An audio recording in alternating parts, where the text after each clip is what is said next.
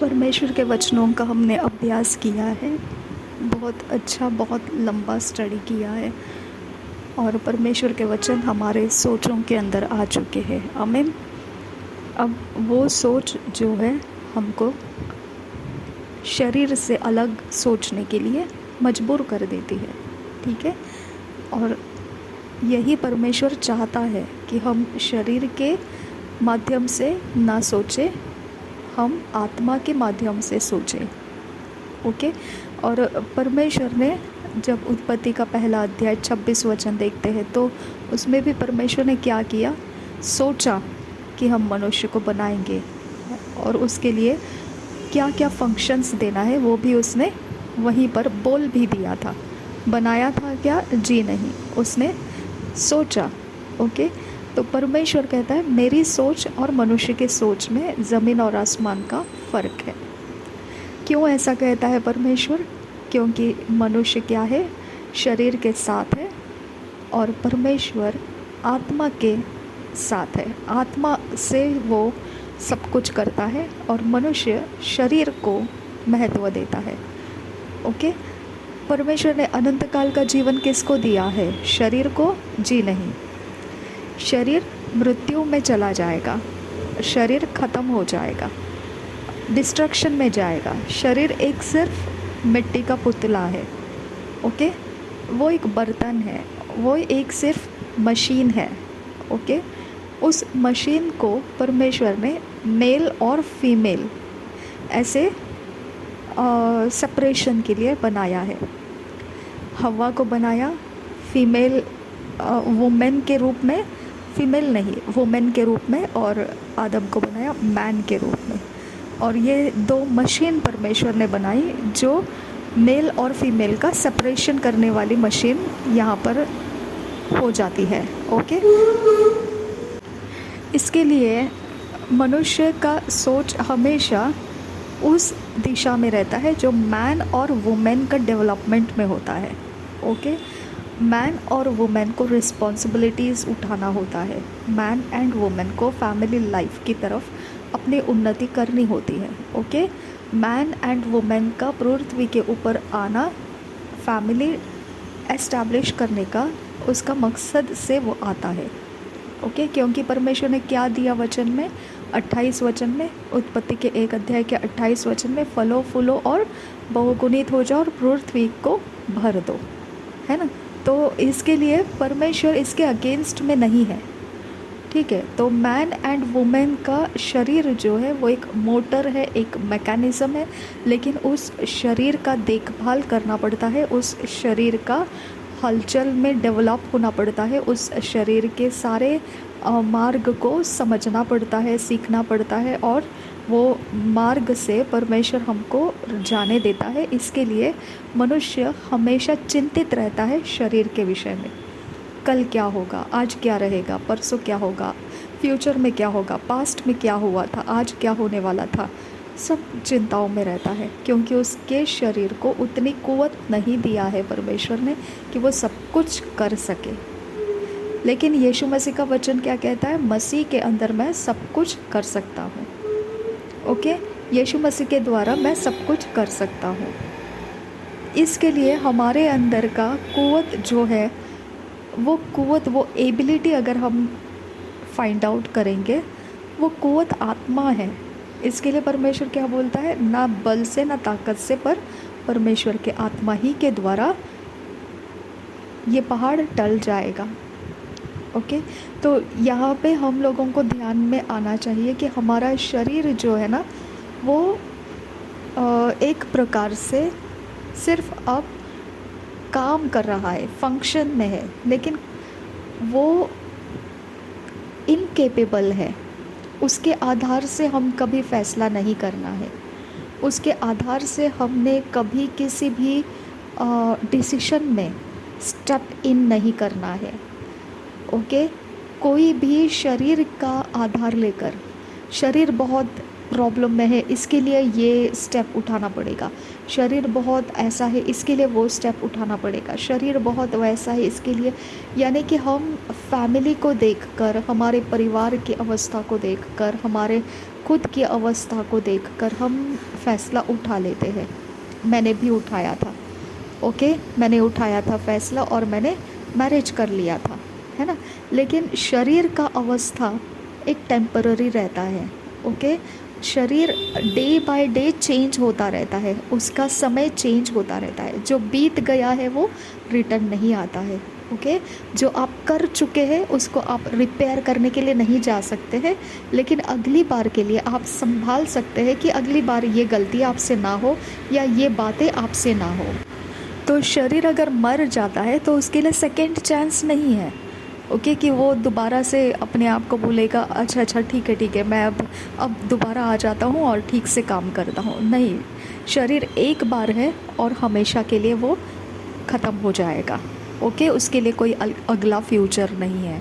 जब प्रभु यीशु मसीह हमको पुनरुत्थित करेगा, मुर्दों में से हमको जिलाएगा, कब्र में से हमको बाहर निकालेगा, उस समय हमको जो नया शरीर मिलने वाला है वो महिमा का शरीर रहेगा, जो प्रभु यीशु मसीह को पुनरुत्थान के बाद प्राप्त हो गया था, है ना।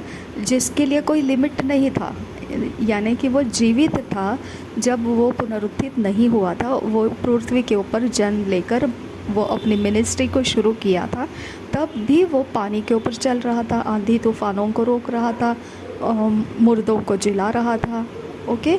लेकिन खुद वो ऐसा चल रहा था जैसा एक मनुष्य था, यानी मनुष्य के जैसा वो सुबह उठता था, आता था, जाता था, सब कुछ मनुष्य के रीति से था। ओपनली वो ये नहीं था कि जैसा वो अचानक से कहीं पर प्रकट हो गया चेलों के बीच में, जब सारे दरवाजे खिड़कियां बंद है और अचानक से उनके बीच में वो आके प्रकट हुआ। इस प्रकार का काम प्रभु यीशु मसीह ने उस समय नहीं किया था, यानी कि वो शरीर उस समय बलिदान तक शरीर के कंट्रोल, मतलब शरीर का हिसाब से ही चल रहा था, आयब गायब नहीं हो कर रहा था वो अपने आप को, ठीक है।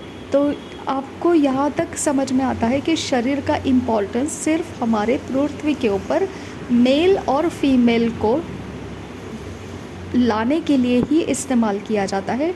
मेल फीमेल को पृथ्वी पर लाने का ये मोटर है, मशीन है शरीर। मैन शरीर, वुमेन शरीर एक मोटर है, एक मशीन है। और ये मशीन का काम जो है वो काम पृथ्वी के ऊपर उत्पत्ति के पहले अध्याय के 28 वचन में दे दिया है, ठीक है। और वो काम करने के लिए परमेश्वर ने जो मनुष्य को फ्री कर दिया है, अदन के वाटिका से बाहर निकाल दिया और वहाँ से वो काम शुरू हो गया। लेकिन भले बुरे ज्ञान के साथ वो काम शुरू हो गया। अब क्या हो गया, जीवन का ज्ञान नहीं, भले बुरे ज्ञान को उन्होंने अपने साथ लेकर जनरेशन को लेकर आए हैं, ठीक है। अगर ये जनरेशन को वो लाए हैं तो अब ये जनरेशन जैसा आदम और हवा के पास भले बुरे फल का ज्ञान है, वो फ्रूट का असर क्या था, निश्चित मृत्यु था, ओके। ये निश्चित मृत्यु का अगर सोचेंगे तो हम जो शरीर को छोड़ देते हैं पृथ्वी के ऊपर, ख़त्म हो जाता है हमारा समय, उसको मृत्यु हम बोलते हैं, लेकिन वो मृत्यु नहीं है, ओके। वो हम यीशु मसीह में अगर है तो हम सो रहे हैं और न्याय के दिन हमको जगाया जाएगा। प्रभु यीशु मसीह जब आएगा तब हमको जगाया जाएगा, ठीक है। ये शरीर का अगर हमारे अंदर का पूरा फंक्शन देखेंगे तो उसको बीमारियों से लड़ना पड़ता है, खतरों से लड़ना पड़ता है, जादू टोना के आत्माओं से लड़ना पड़ता है, दुष्ट आत्माओं से लड़ना पड़ता है, ओके, श्राप से लड़ना पड़ता है।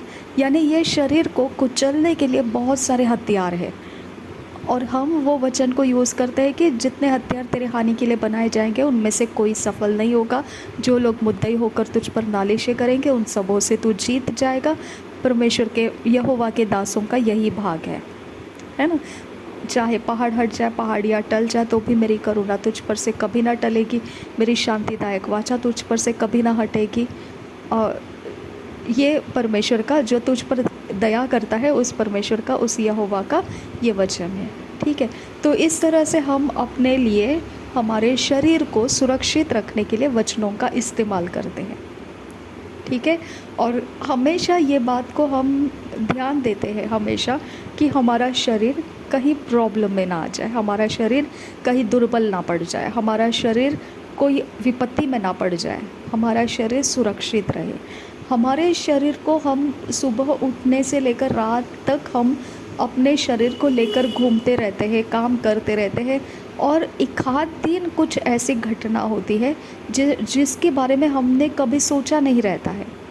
अचानक से सडनली ऐसा कुछ होता है जिसके बारे में हम रेडी नहीं हैं, अपने दिल दिमाग के अंदर इससे कैसे फ़ाइट करना है इसके बारे में हम रेडी नहीं हैं, खाली दिमाग है उस बारे में। अब ये जगह में हमारा शरीर अगर पड़ जाता है तो हम फिर अलग अलग प्रकार के रिसोर्सेस को इस्तेमाल करते हैं। अगर बीमारी है तो डॉक्टर्स के पास जाते हैं, अगर कुछ गड़बड़ी हो गई तो हम एडवोकेट्स या पुलिस स्टेशंस ऐसे कोई हम सहायता के लिए दौड़ने लगते हैं, या अगर कुछ ऐसा कोई बात है तो हम समझौता करने के लिए अपने रिश्तेदारों के बीच में होकर जाना पड़ता है, ओके, ताकि हम मिल बैठकर कुछ सॉल्व कर सके। ऐसा जो एक एक अलग अलग हम काम करते हैं, इसके अंदर हम अचानक से पड़ने वाले विपत्तियाँ जो है, अचानक से हमको सामना करने वाले के लिए जो बातें सामना करने के लिए हमारे सामने खड़ी है वो डिमांड करती है हमसे, ओके।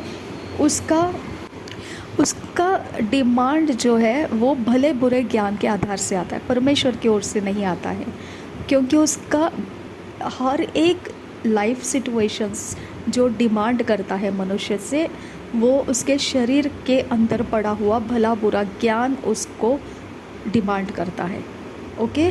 इसके अंदर परमेश्वर नहीं है, ठीक है।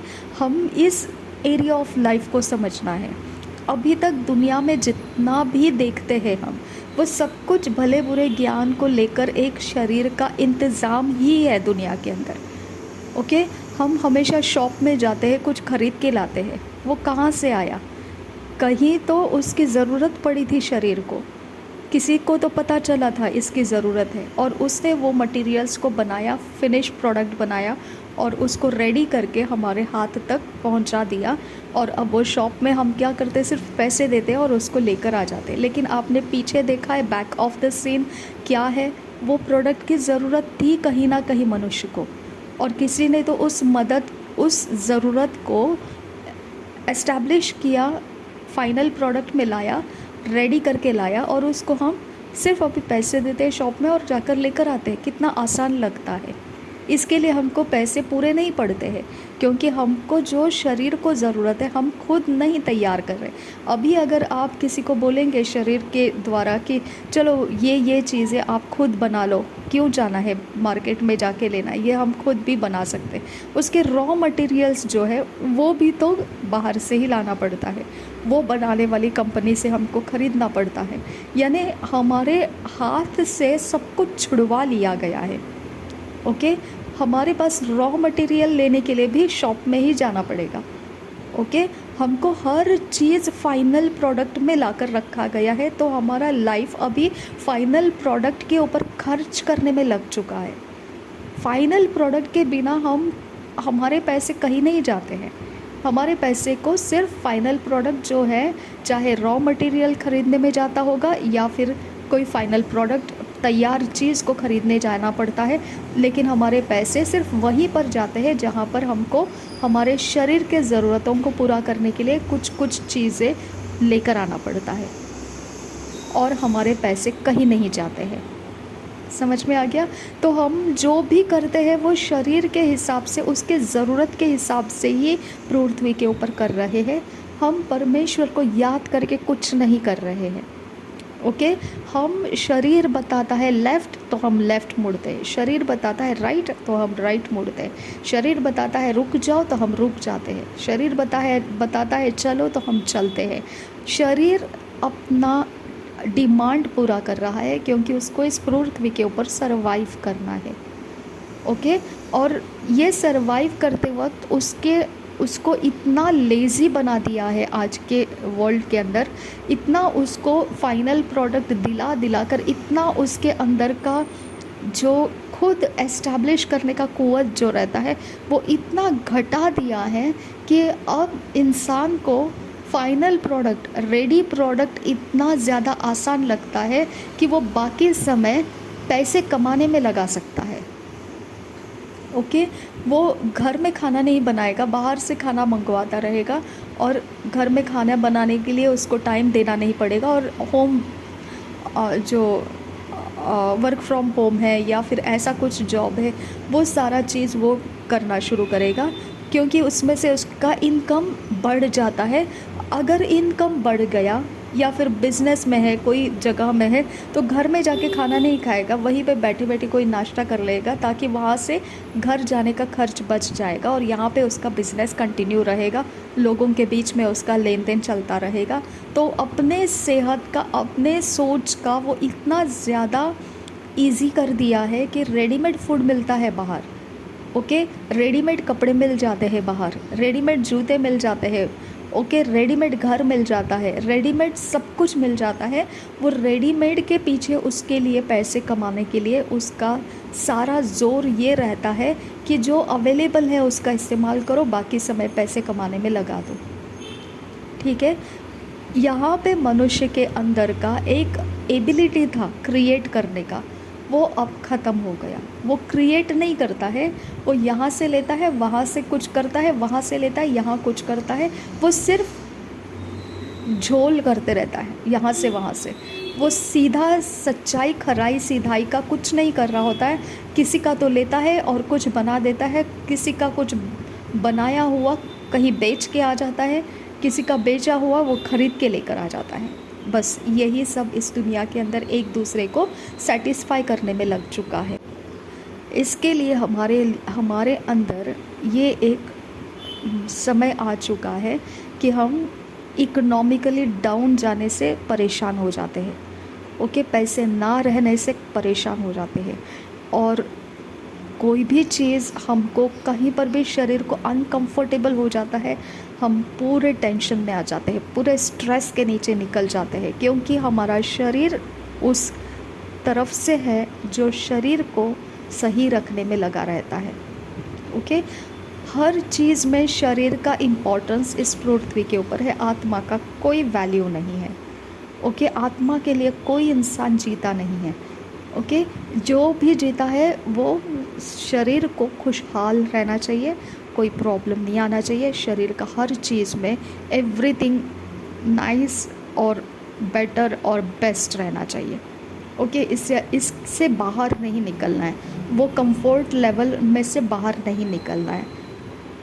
अगर वो कंफर्ट लेवल हटने लगता है तो उस कंफर्ट लेवल को पकड़ने के चक्कर में बहुत कुछ करता रहता है वो, ताकि वो कंफर्ट लेवल दोबारा उसके संगति में आ जाए। जैसे अभी मेरा मम्मी नहीं है तो मेरा फाइनेंस डाउन हो गया, तो मम्मी की वजह से मेरा कंफर्ट लेवल था फाइनेंस, अब मेरा फाइनेंस लेवल डाउन हो गया, तो अब मैं उसके कारण स्ट्रेस में रहती हूँ कि कहीं से मेरा फाइनेंस अरेंज हो जाए, कहीं से मुझे मेरे बिल पेमेंट्स हो जाए, कहीं से मुझे कुछ आइडियाज़ मिल जाए कुछ करने का, कुछ होने का। ये सारा चीज़ अब क्या है, शरीर को कंफर्ट लेवल की तरफ खींचने के लिए चल रहा है, इसमें स्पिरिट का कोई फ़ायदा नहीं है। ओके, जहाँ तक मैं इस बात को समझती हूँ कि फ़ाइनेंस ज़रूरी है, वहाँ तक मैं ये बात को समझती हूँ कि फ़ाइनेंस का अरेंजमेंट करना ये परमेश्वर के महिमा का काम नहीं है। ओके, फ़ाइनेंस को हमारी तरफ लेकर आना ये परमेश्वर के महिमा की बातें नहीं है, ये शरीर को सुख हाल में रखने की बातें हैं, ये शरीर को कंफर्ट जोन में रखने की, कंफर्ट लेवल में लेकर आने की बातें हैं। ये परमेश्वर का सेवा और परमेश्वर के कामकाज से कोई रिश्ता नहीं रखता है, ये आपके वो बोलते हैं ना पेट का सवाल है ना, तो आपका गुजारे का सवाल है, आपका इच्छा का सवाल है, आपको कुछ खर्च करने के लिए चाहिए, आपका कुछ मेंटेन करने के लिए चाहिए, आपके लाइफ का कनेक्टेड जो बातें हैं उसको आप स्टेबल रखने के लिए, उसको आप स्थिर रखने के लिए इस अरेंजमेंट का आपको ज़रूरत है। ओके, तो हर इंसान कंफर्ट लेवल के अंदर से होकर जाता है। अब रास्ते पर जो स्ट्रीट पर बैठा हुआ इंसान है वो भी कंफर्ट हो रहा है, उसका कंफर्ट लेवल क्या है, मुझे बस एक वक्त का खाना मिल जाए, कहीं खड़े हो जाऊँ, मैं किसी से मांग लूँ तो मुझे कोई दे दे, बस हो गया, उतना गुजारा हो गया। आराम से जाकर कहीं ना कहीं छाँव देखकर, कहीं ऐसा शेड देखकर उसके नीचे सो जाऊंगा थोड़े समय के लिए। बस फिर रात का वक्त आएगा, थोड़ा सा ठंडा गरम जो भी रहेगा उसको बर्दाश्त कर लेना है, फिर आगे निकल जाना है। यानी वो भी उस शरीर को उसके लेवल का कंफर्ट लेवल को लाके देता है वो। ओके, ये सोचिए कि मनुष्य को सरवाइव करना इम्पॉर्टेंट है इस पृथ्वी के ऊपर। वो कैसा भी सरवाइव करेगा, उसको सरवाइव के अलावा कुछ नहीं चाहिए। ओके, उसको परमेश्वर नहीं चाहिए, उसको सरवाइव होना है, बस, दैट्स ऑल। ठीक है, इस जगह में हम समझ सकते हैं कि परमेश्वर ने क्यों बोला ऐसा, कि मनुष्य की सोचें और परमेश्वर के सोचों में ज़मीन आसमान का अंतर है। क्यों बोला ऐसा? क्योंकि परमेश्वर आत्मा से शुरू करता है और मनुष्य शरीर में से शुरू करता है। ओके, अगर वो परमेश्वर को प्राप्त भी करता है, ओके, तो भी वो सब कुछ खींच के लेकर आएगा शरीर के लेवल में। ओके, वो सब कुछ परमेश्वर का इस्तेमाल करेगा शरीर का कंफर्ट जोन के लिए, उसका कंफर्ट लेवल को एस्टैब्लिश करने में लग जाएगा। वो परमेश्वर का हेल्प लेगा और शरीर के लिए जॉब ढूंढेगा, परमेश्वर का हेल्प लेगा और शरीर के लिए मैरिज ढूंढेगा, परमेश्वर का हेल्प लेगा और शरीर के लिए बिजनेस ढूंढेगा, परमेश्वर का हेल्प लेगा और घर बंगला बनाने के लिए चला जाएगा, परमेश्वर का हेल्प लेगा और कुछ करने के लिए चला जाएगा जो शरीर को प्रॉफिट करता है, शरीर का कंफर्ट लेवल बढ़ाता है। तो उसको ना, शरीर को ना शरीर ही चाहिए, उसको परमेश्वर नहीं चाहिए। ओके, शरीर को शरीर ही चाहिए। अगर शरीर को देखेंगे ना, शरीर कभी भी ये नहीं बोलेगा कि मुझे परमेश्वर चाहिए, वो ये बोलेगा कि मुझे परमेश्वर चाहिए ताकि मेरा शरीर सुखाल से जी सके इस पृथ्वी के ऊपर। ओके, यानी शरीर को भूल नहीं सकता है मनुष्य। कितना भी उसको बोलो ना कि तुमको शरीर को भूल कर जीना है, वो भूल कर नहीं जी सकता है, वो शरीर है। इसके लिए ही परमेश्वर का वचन उत्पत्ति के 8 अध्याय में आखिरी में 20, 21, 22 ऐसे वचनों में लिखा है कि परमेश्वर कहता है कि मैं अब दोबारा मनुष्य को बाढ़ के नीचे, जैसा नूह के समय मैंने डुबा दिया, वैसा मैं अपना क्रोध बाढ़ को लेकर आके मनुष्य को ख़त्म करने के लिए इस्तेमाल नहीं करूँगा। अपना क्रोध मैं नहीं करूँगा उस तरह से। ओके, क्योंकि वो तो ऑलरेडी शरीर के लिए ही जीना चाहता है। ओके, वो शरीर के सुख शांति के लिए ही चिंतित रहता है। उसको शरीर के लिए सब कुछ चाहिए। अगर शरीर का कुछ बिगड़ता है, वहाँ पर वो रफ़ एंड टफ़ बन जाएगा। शरीर का अच्छा चलता है तो वहाँ पर वो अच्छा रहेगा। यानी शरीर को कंफर्ट लेवल में रहोगे ना, तो स्वर्ग के जैसे आप सबके साथ रहोगे। लेकिन शरीर को कंफर्ट में से बाहर निकाल के फेंक दिया जाएगा तो वो एक तड़पने वाले इंसान की तरह हो जाता है। ओके, कराहने वाले इंसान की तरह हो जाता है, दर्द से भरा हुआ, व्याकुल, पीड़ित, ऐसा हो जाता है। ओके, तो परमेश्वर का ये एक वचन हम हमेशा याद रखना है कि परमेश्वर बोलता है कि तेरी सोचें जो है, मनुष्य की सोचें जो है, वो और परमेश्वर की सोचों में कभी मिलाप नहीं आता है। यीशु मसीह के कारण हम परमेश्वर के साथ मिल सकते हैं। ओके, लेकिन फिर भी हम परमेश्वर को परमेश्वर बोलकर आराधना नहीं करते हैं। हम परमेश्वर को हमारे प्रोवाइडर बोलकर आराधना करते हैं। ओके, यानी कि मनुष्य को ये एक पक्का दिमाग के अंदर बिना गिल्ट फीलिंग एक्सेप्ट करना है कि हमको देने वाले परमेश्वर की ज़रूरत है, जो हमें देता है, जो हमें संभालता है, जो हमें रक्षण करता है, जो हमारे मार्गदर्शन करता है, जो हमको आगे लेकर जाता है, जो हमको विपत्तियों से छुड़ाता है। ओके, बिना गिल्ट फीलिंग हमको इस बात को एक्सेप्ट करना है। ओके। मनुष्य को बहुत गिल्ट फील होता है ये बात को बोलने को कि मेरा परमेश्वर मेरा प्रोवाइडर है। बहुत शर्म महसूस होता है क्योंकि उसके अंदर से ये एक सोच आता है कि कैसा हूँ मैं परमेश्वर को तो इस तरह से ले रहा हूँ कि बस मुझे दे दे दे, give me give me give me, है ना। तो हम सिर्फ देने दे दे दे कहने वाले लोग हैं, है ना। तो ये एक एरिया को हमने बहुत माइंड को फ्री करके एक्सेप्ट करना है कि हम वही लोग हैं, हम वही मनुष्य हैं जो परमेश्वर से दे दे दे दे बोलने के लिए ही हमको परमेश्वर चाहिए, ओके। क्योंकि हमारा प्रोवाइडर मस्ट है इस पृथ्वी के ऊपर, ओके। हमको प्रोवाइडर की ज़रूरत है हमारे जीवन का हर एक भाग को स्थिर करने के लिए। हमको दे दे परमेश्वर, मुझे दे खुदा, मुझे चाहिए खुदा, मुझे ये है, ये मेरी ऐसी ज़रूरत है, ये मेरा कंफर्ट लेवल को निकाल रही है, ये मेरे जीवन को अस्थिर कर रही है, ओके, अनस्टेबल कर रही है। ये तरह से हमको परमेश्वर से दे दे दे की मांग करती रहने पड़ता है, ओके। अब ऐसा करने से होता क्या है, हमको प्राप्त हो जाता है जो चाहिए, वो हमको प्राप्त हो जाता है। लेकिन हम प्राप्त करने के बाद परमेश्वर बोलता है धन्यवाद करना मत भूलो। हालेलुया। वो कहता है, रोमियो के पत्र में लिखा है, ऐसा एक समय था, पहले अध्याय में ही लिखा है, आई थिंक 29-30 ऐसे कई वचन में है, ओके। मेरे वचन के नंबर पर ध्यान मत दीजिए, लेकिन रोमियो के पत्री पे में ऐसा लिखा हुआ है कि लोगों ने पहचाना कि यही परमेश्वर है जो हमको सब कुछ देता है, लेकिन फिर उन्होंने जानते हुए भी उसका धन्यवाद करना छोड़ दिया और उसने बनाए हुए सृष्टियों को वो आराधना करने लगे, ओके।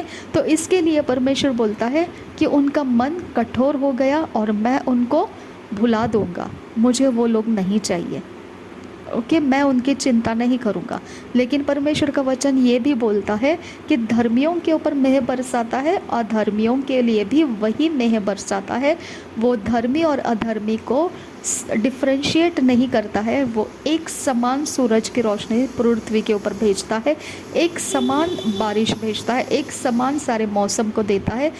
क्यों? क्योंकि वो धर्मी अधर्मी को उस समय काउंटिंग में नहीं लाता है, क्योंकि उसके बिना मनुष्य जीवित नहीं रह सकता है, ओके। कुछ ऐसी बातें हैं जिसके बिना परमेश्वर कहता है कि मनुष्य जीवित नहीं रह सकता है, तो मुझे वहाँ काउंट नहीं करना है कि कौन धर्मी है और कौन अधर्मी है, क्योंकि मनुष्य को ये सारी चीज़ें ज़रूरी है और इसके बिना मनुष्य पृथ्वी के ऊपर जी नहीं सकता है, ओके। तो यहाँ पे धर्मी और अधर्मी लोग दोनों इकट्ठे इसीलिए मिल बांट के रह पा रहे हैं क्योंकि परमेश्वर ने ये देखा है। अगर आपका पड़ोसी यानी आपका कोई पहचान वाला, आपका कोई नज़दीकी दोस्त है, सहेली है, परिवारजन है, ओके, कोई फैमिली फ्रेंड है जो अनबिलीवर है, मसीह को नहीं जानते, लेकिन वो आपको बहुत हेल्प करते हैं, ओके, तो वो अधर्मी है लेकिन फिर भी वो आपको हेल्प कर रहे हैं। आप धर्मी हैं फिर भी आप उनकी हेल्प लेते हैं। तो इसका मतलब क्या है, हमको नेबर्स की ज़रूरत है। नेबर्स यानी जो हमारे फेवर करने वाले लोग हैं उसकी ज़रूरत है। तो परमेश्वर ने यहाँ पे आपको रोका नहीं है फेवर लेने से, ओके, उनके बीच में रहने से आपको रोका नहीं है, क्योंकि जैसा परमेश्वर सूरज को देता है, जैसा परमेश्वर मौसम को देता है, वो धर्मी अधर्मी को सामने रख के उनको डिवाइड करके नहीं देता है। जैसा उजियाले को अंधेरे से काट के अलग किया परमेश्वर ने, वैसा नहीं किया परमेश्वर ने धर्मी और अधर्मी को संगति में रखा है, और ऊपर से उन दोनों के ऊपर वो सेम सूरज देता है, सेम मौसम देता है, सेम पृथ्वी के ऊपर सब जन रह रहे हैं, और वो जानता है कि इनको ज़रूरत है, ये श्वास लेने का जो हवा है वो उनकी ज़रूरत है, धूप जो उनकी ज़रूरत है, छाँव उनकी ज़रूरत है, मौसम उनकी ज़रूरत है, हरियाली उनकी ज़रूरत है। तो धर्मी भी खेतीबाड़ी कर सकता है, अधर्मी भी कर सकता है, धर्मी कुछ कर सकता है, अधर्मी कुछ कर सकता है। यहाँ पे आपको मनुष्य के लेवल में, सर्वाइवल के लेवल में आपको यहाँ कोई डिफरेंस करने की ज़रूरत नहीं है। यहाँ सब कुछ एक दूसरे को फेवर करना, ये हम एक दूसरे को बेनिफिट में रखना, एक दूसरे की सहायता लेना, ओके, इसमें परमेश्वर कहीं पर भी मना नहीं करता है। ओके, यहाँ पर कुछ भी मना नहीं होता है। यहाँ पर परमेश्वर जानता है कि ऐसा होना ज़रूरी है। अगर कहीं पर दुर्घटना हो जाती है, कोई ये नहीं देखता है कि वो मसीह है या वो गैर मसीह है, दौड़ कर जाता है अपने लिए, वो जो बनता है वो सारे वो रेस्क्यू के काम करता है। क्या है यहाँ पर? इंसानियत कहा जाता है ना। तो यहाँ तक परमेश्वर ने भेदभाव नहीं रखा है कि मनुष्य को सरवाइव करने के लिए कोई अनबिलीवर आके बिलीवर को हेल्प कर सकता है, कोई बिलीवर जाकर अनबिलीवर का हेल्प कर सकता है। यहाँ पर आप किसी का भी फेवर ले सकते हैं, ओके। यहाँ पर आपको कोई मना नहीं कर सकता है, क्योंकि सब जानते हैं कि मनुष्य को कहीं ना कहीं एक दूसरे के संगति में रहना है। वो एक दूसरे के फेवर में रखने से वो सरवाइव कर पाएंगे, है ना। जैसे अब मैं यहाँ पर अकेले हूँ, मेरी मम्मी नहीं है, पापा नहीं है, भाई नहीं है, तो मैं ये घर छोड़कर मैं जा रही थी, ओके। मैंने ये सोचा था कि मैं निकल जाऊंगी पंजाब में और इवेंजलिज्म करना शुरू करूंगी। मुझे अकेले रहना है, तो मुझे ये सब कुछ जिम्मेदारी नहीं उठाना है, घर वगैरह संभालने का। ये सब निकाल दूंगी और ANM में दे दूंगी और इवेंजलिज्म करना शुरू करूंगी। बस जीना मरना ख़त्म है वहीं पर, ऐसा मैंने सोचा था, है ना। लेकिन फिर वहाँ का क्लाइमेट मैंने देखा कि वो मुझे सूट नहीं होता है।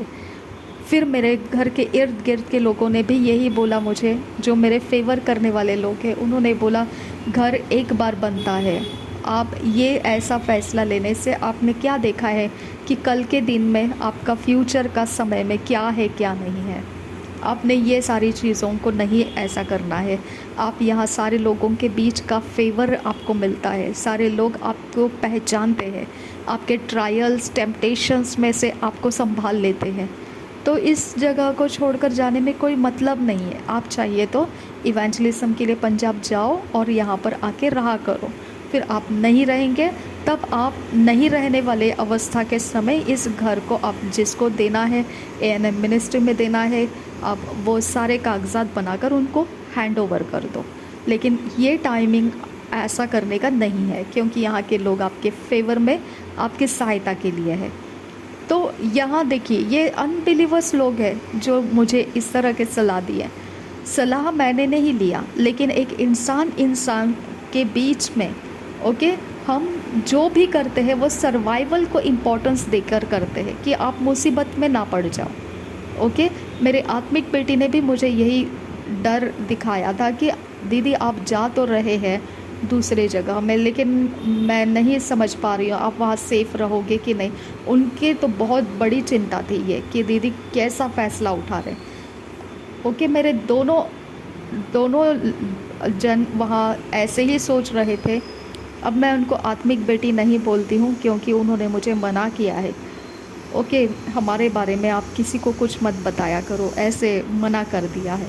इसके लिए मैं उनके बारे में सिर्फ एक इंसान बोलकर बता रही हूँ आपको। तो इस तरह से आपका समझ में आना चाहिए कि ये सारी चीज़ों में आपको सर्वाइवल इम्पोर्टेंस है। आप उस समय धर्मी अधर्मी को नहीं देखते हैं, ओके।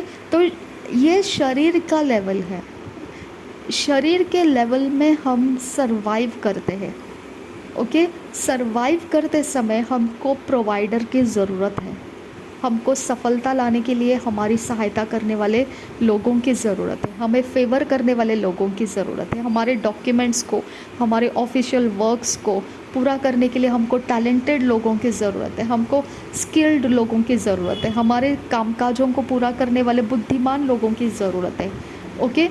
हमको एक दूसरे की ज़रूरत है, ठीक है। यहाँ एक दूसरे का, अगर कोई एक दूसरे का हेल्प करता है और फेवर करता है, वो उसका नुकसान नहीं देख रहा है, वो उसके लिए फ़ायदे का मतलब एक प्रोटेक्टेड वे से आपको रख रहा है, ओके। एक तरह से आपका अच्छा भला बुरा सब ध्यान में रखते हुए आपको संभालता है, तो वो चाहे धर्मी रहे अधर्मी रहे, वो परमेश्वर के सामने निर्दोष है, ओके। सरवाइव करने के लिए आप ऐसे लोगों के बीच में है तो आप निर्दोष हैं। आप वहाँ पर ज़्यादती नहीं दिखा सकते कि आप तो अधर्मी हैं, मैं तो धर्मी हूँ, मैं तो ऐसे हूँ, मैं ऐसा नहीं कर सकते हैं। ओके, वहाँ पे आपको थैंक्स गिविंग परमेश्वर याद दिलाता है। ठीक है, परमेश्वर को वो एक बड़ा रिवॉर्ड मिलता है जब आप थैंकफुल हार्ट में रहते हैं। ओके, चाहे अधर्मी हो, ओके, चाहे आप धर्मी है और दूसरे जो आपको फेवर करे अधर्मी है। उसने बोला एक ग्लास ठंडा पानी अगर किसी ने भरकर मसीही जानते हुए आपको दिया तो वो अपना प्रतिफल नहीं खोएगा। ओके, चाहे कोई भी आपके लिए कुछ भी एक छोटा सा काम भी करे, आप थैंक्स गिविंग कभी नहीं भूलना है। ओके, और मुंह भर के थैंक्स गिविंग करना है, गॉड ब्लेस यू बोलना है, क्योंकि ये परमेश्वर का जन, ओके, ये परमेश्वर का जन है जो परमेश्वर ने हमारी सहायता के लिए रखा।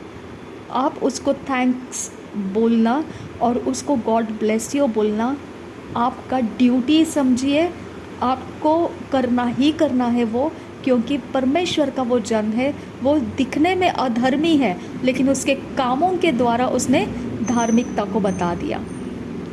ओके, इस तरह से आप इस संसार के अंदर देखो, संसार के अंदर आपको सब बिलीवर्स नहीं मिलेंगे।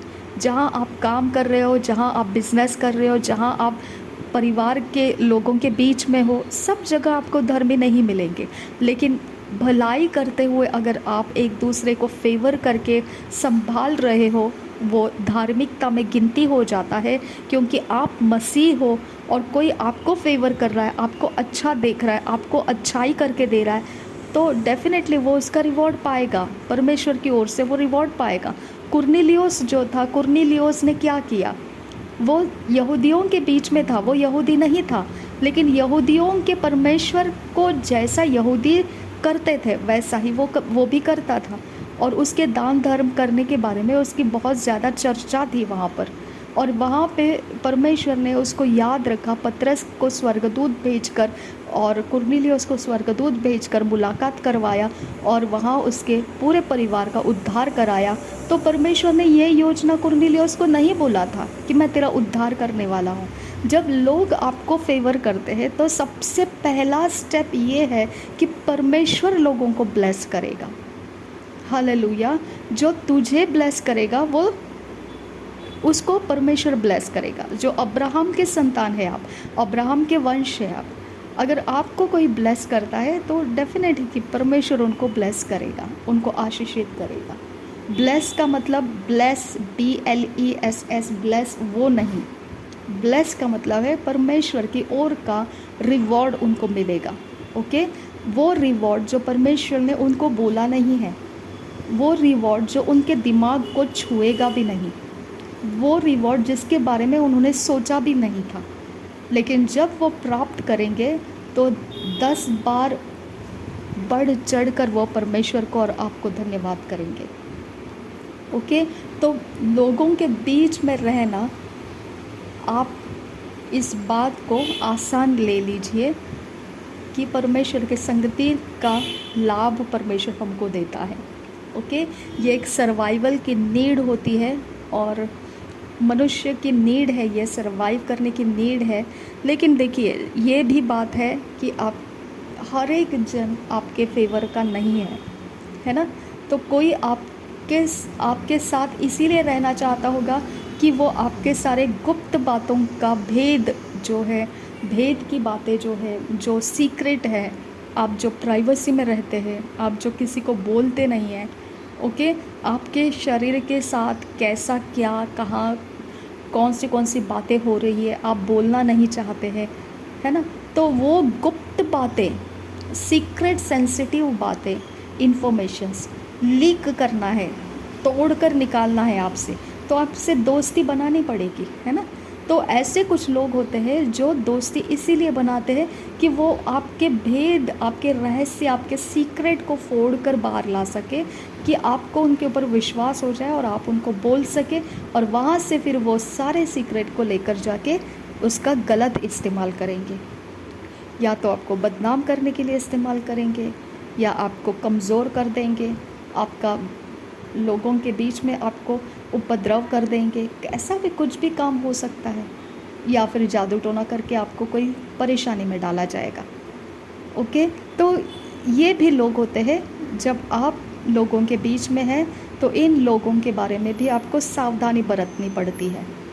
ओके, तो आपको समझ में ये बात लाना है कि मनुष्य को पृथ्वी के ऊपर सरवाइव होना है, और सरवाइव होना है ये शब्द को बोलते समय गिल्ट फील मत कीजिए। ओके, गिल्ट मत, ऐसा दोष भावना आपके अंदर नहीं आना चाहिए कि मैं क्या कर रहा हूँ, मैं तो सरवाइव का ही सिर्फ नहीं। परमेश्वर ने पृथ्वी के ऊपर सरवाइव करने के लिए रखा है हमको। जीते रहो, मरने के लिए नहीं छोड़ा है आपको। जीते रहो ताकि परमेश्वर जो करना चाहता है वो आपसे कर सके। ओके, मैं तो सिर्फ जीने की ही सोच रहा हूँ, मैं तो बस मेरे लिए ही सोच रहा हूँ, मैं तो बस ऐसे ही नहीं। आप वो नहीं करेंगे तो परमेश्वर का काम इस पृथ्वी के ऊपर कौन करेगा, है ना। तो हमको पृथ्वी के ऊपर रहना है, सरवाइव करना है, और उस सरवाइव में हमको कोई हेल्प करता है, कोई हमारे संगति में हमको संभाल रहा है, प्रोटेक्ट कर रहा है, हमारे ऊपर अच्छा ध्यान रखता है, तो उसको तुच्छ मत जानो, क्योंकि वो अधर्मी है, वो अनबिलीवर है। इसके लिए उसको तुच्छ मत जानो, क्योंकि सरवाइव का ये एक मैटर होता है जिसके अंदर परमेश्वर भेदभाव नहीं रखता है। ओके, लेकिन उनके चाल चलन को आप एक्सेप्ट मत करो। परमेश्वर ने क्या बोला, पृथ्वी करप्ट हो गई है। क्यों करप्ट हो गई? क्योंकि उनके इमेजिनेशन के ऊपर लगातार जो था वो बुराई ही था, और उसी के कारण पृथ्वी के ऊपर मनुष्य ने अपनी चाल चलन को भ्रष्ट कर लिया। ठीक है, तो चाल चलन जो है उसको आप अपने अंदर मत आने दीजिए। भलाई करना, भलाई को देना और भलाई को लेना, इसमें कोई दुख की बात नहीं है और कोई भेदभाव करने की ज़रूरत नहीं है। जब तक मन शुद्ध है, जब तक वो इंसान सच में दूषित सोच से आपका साथ नहीं है। ओके, जब तक उसके इमेजिनेशन में आपको फेवर करने का एक शुद्ध इरादा है कि अच्छा इंसान है और ठीक तरह से वो आपकी देखभाल करता है, आपको संभाल रहा है, इट्स ओके। लेकिन जब वो दूषित हो जाता है, उसका इमेजिनेशन चोरी, नाश, घात, ओके, छुपके से आपको घाव करने के पीछे है, छुपके से आपका कुछ नुकसान करने के पीछे है, छुपके से वो इंतज़ार कर रहा है कि कब आपके ऊपर कुछ अटैक डाले, इसके लिए वो आपके साथ है, तो वो इंसान आपके फेवर का नहीं है। ओके, प्रोवर्ब्स में लिखा है कि जो इंसान आपके पड़ोस में, आपके बाजू में आकर बैठता है, वो इंसान को इतना कॉन्फिडेंस आना चाहिए आपके बारे में कि आप उसका नुकसान नहीं करोगे। तब आप सच्चे मसीह हो, तब आप सचमुच शुद्ध मन के हो। तो वो इंसान का कॉन्फिडेंस बताता है कि आप शुद्ध मन के हो। अगर वो इंसान आपके ऊपर कॉन्फिडेंस नहीं रखता है और ये देखता है कि ये आप उसको नुकसान कर सकते हैं, आप उसको चोरी नाश घात कर सकते हैं, आप उसका कोई ब्लेसिंग्स को चोरी कर सकते हैं, आप उसका नुकसान कर दोगे, आप ईश्वरीय हृदय के साथ उसके साथ नहीं है, अगर ये सोचे उस इंसान के अंदर है और वो आपके बाजू में आकर बैठा है, वो कभी भी सुख शांति के साथ आपके साथ नहीं रहेगा। ओके, आप दोनों के बीच में अनबन रहेगी, विवाद रहेंगे और एक दूसरे को आप हानि की ही सोचेंगे, आप एक दूसरे को फेवर नहीं कर पाओगे। ठीक है, तो पहला तो आपके आसपास जो भी लोग आते हैं उनको ये विश्वास होना चाहिए कि आप उनके हानि का हथियार नहीं है। ओके, तब सच में कहती हूँ, ये शुद्ध मन जब हमारे अंदर आता है तो हमारे बाजू में आने वाला इंसान हमेशा एक शांति को महसूस करता है। ओके, एक आनंद को महसूस करता है और हमसे अलग होकर जाने का वो मन नहीं रखता है, बने रहता है हमारे साथ। लेकिन जब हम शुद्ध मन के नहीं हैं, दूषित करप्शन माइंड के चल रहे, तो हमारे आसपास जो भी आएगा वो हमसे कतरा के रहेगा, डर के रहेगा, पता नहीं क्या होगा, कब ब्लास्ट हो जाएगा, कब कुछ हो जाएगा। ऐसा वो हमारे रिश्ते के अंदर हमेशा एक फटक रहा होता है, कुछ ना कुछ तो ऐसा, कुछ ना कुछ तो होता रहता है कि हमको उसमें कंफर्ट फील नहीं होता है। ओके, तो इस तरह से परमेश्वर चाहता है पृथ्वी के ऊपर होना चाहिए, लेकिन मनुष्य के अंदर का करप्शन जो चाल चलन है उसकी वजह से ये यूनिटी, ये फेवर बना नहीं रहता है, ये फेवर डिस्टर्ब हो जाता है। ओके, ये फेवर डिस्टर्ब करने के लिए किसी को तो कुछ पता लग जाना चाहिए कि आपको कोई फेवर कर रहा है। जैसे ही उसको पता चल जाता है आपको फेवर कर रहा है, तो वो इंसान आपके फेवर करने वाले और आपके रिलेशन में डिस्टर्बेंसेस लाना शुरू कर देता है। ओके, इसके लिए जो फेवर मिलता है थैंक्स गिविंग के साथ उसको बनाए रखिए। जब फेवर डिस्टर्ब किया जाता है तो समझिए कि कहीं ना कहीं तो कोई गलत इंस्ट्रक्शन बीच में आ गया है जो चाहता है कि ये फेवर ना हो। ओके, तो आपका डिसीजन बनता है कि आपको फेवर कंटिन्यू रखना है या नहीं रखना है। ओके, क्योंकि फेवर हम कर रहे हैं या सामने वाले कोई कर रहे हैं, हमको तीसरा जन आके कोई गाइड करेगा या हमारे अंदर ऐसी सोच आने लगेगी कि हम क्यों फेवर करें, तो यहाँ पे करप्शन आ गया। करप्शन के बीच में वो रिश्ता कभी नहीं बनता है। करप्शन के बीच में हमेशा डिस्ट्रक्शन आ जाता है, चोरी नाश घात आ जाता है। ओके, उससे बेहतर है फिर आप डिस्कनेक्ट हो जाओ एक दूसरे से, क्योंकि यहाँ पे फेवर जहाँ तक है, शुद्ध मन से जहाँ तक है, आप एक दूसरे के लिए कंफर्ट लेवल को बढ़ाते रहेंगे। जहाँ फेवर का इरादा कहीं तीसरा थॉट आ गया दिमाग में और आप डाउट करने लगे या आप डरने लगे या आप कुछ कॉन्फिडेंस ख़त्म होने लगा, यानी कि करप्शन आ चुका है। इसके लिए आपको क्या करना चाहिए फिर? आपको एक दूसरे से बात करके मसले सॉल्व करो, नहीं तो आप उस रिश्तों में से बाहर निकल आओ। और ये बात को हमेशा ध्यान रखो, अगर वहाँ से फेवर बंद हो गया आपका, परमेश्वर से मांगिए कि प्रभु मुझे फेवर करने वाले लोग दे, ताकि मैं सरवाइव कर सकूं, ताकि मैं इस पृथ्वी के ऊपर जी सकूं। ओके, ताकि मेरा गुजारा इस पृथ्वी के ऊपर हो सके। ओके, परमेश्वर आपको तुच्छ नहीं जानता है जब आप अपने सरवाइव के बारे में परमेश्वर से बातें करते हैं। परमेश्वर को चाहिए आप बातें कीजिए परमेश्वर के साथ, और वो ही हमारा प्रोवाइडर है। इस बात को पूरे खुले मन से एक्सेप्ट कीजिए कि आप डिपेंडेंट हो परमेश्वर के ऊपर, उसके बिना आप सरवाइव नहीं कर सकते हो। आपके लाइफ अरेंजमेंट्स को करने वाला परमेश्वर ही चाहिए आपको, और जब मिल जाता है आपको तो आप धन्यवाद के साथ उसके साथ बने रहिए। ओके, प्रभु यीशु मसीह हम सबके साथ बना रहे। आमीन, आमीन।